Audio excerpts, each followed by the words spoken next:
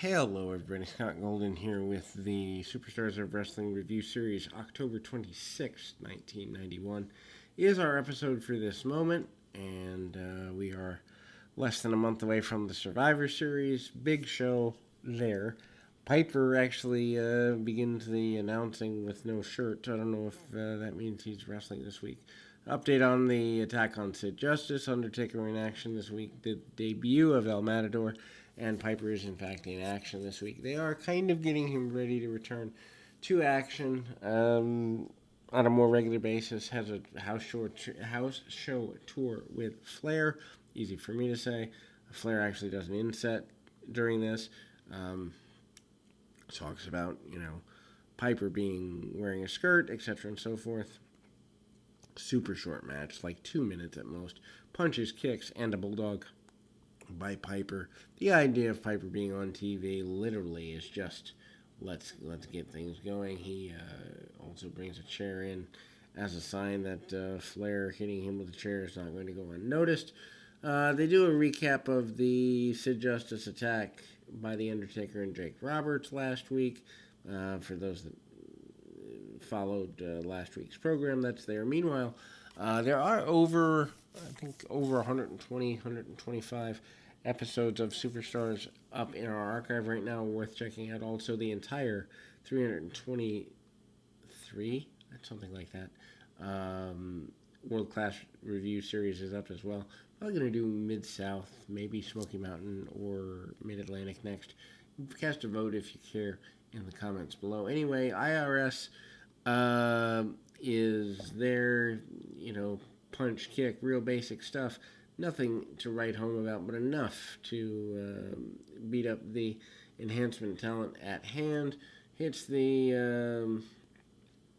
snap suplex followed by some kicks. IRS, of course, managing to carry the briefcase with him at all times. Manages to hit the right off the Samoan drop.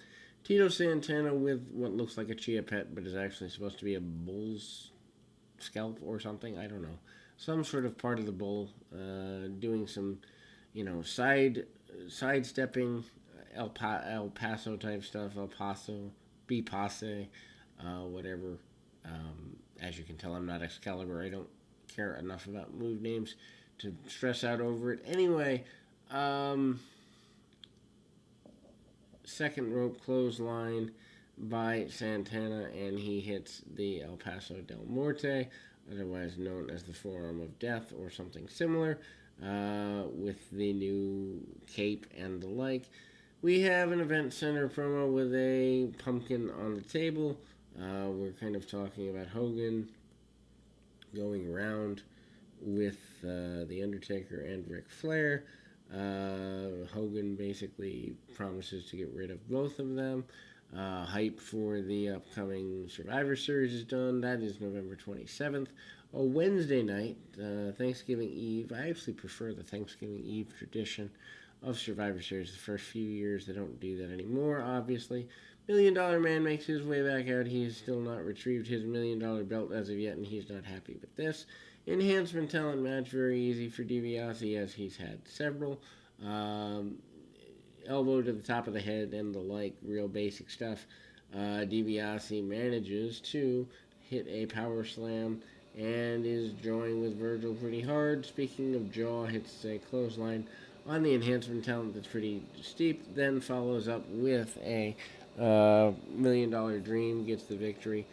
Survivor Series team of Earthquake, Typhoon, IRS, and Jake Roberts. Roberts basically says they have to worry about Sid Justice being eliminated. Not a big deal, but that talk is there. Anyway, Boss Man wants IRS, LOD wants the Natural Disasters, and Sid and Jake are there. I guess they have not taken Justice off the team yet in this particular promo, but that does happen within a couple of weeks here. Speaking of what happens within a couple of weeks, the Dragon Ricky Steamboat, probably his second to last TV taping. I don't remember him being on the Survivor Series team, so like I said, probably gone within about a month or something like that. Anyway, he's breathing fire, and there is a poster of the dragon breathing fire, which I definitely would have wanted had I known it existed or had I paid attention to its existence as a kid. Anyway, Barry Hardy is the adversary for Steamboat here. Steamboat rolls through, slides through the legs, uh, leapfrogs and drop kicks by Steamboat. Steamboat then manages to lock in some arm drags and arm bars. Pretty basic stuff. Nothing too major there. Dragon hits a few chops and a top rope splash for the victory and hits it there. In any event, then we go to the promise from Jimmy Hart and the Natural Disasters. They are going to win the Tag Team Championships. The promise to take out the Legion of Doom is there.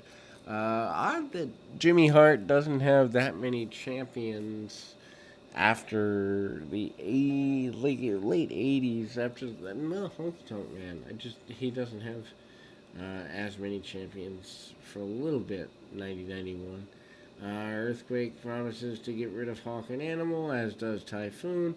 Jimmy Hart causing issues there. They're also talking about the Survivor Series upcoming series of matches, and so we go to the Survivor Series hype again. Bossman Sid and the Legion of Doom versus Jake IRS and the Natural Disasters is an announced match.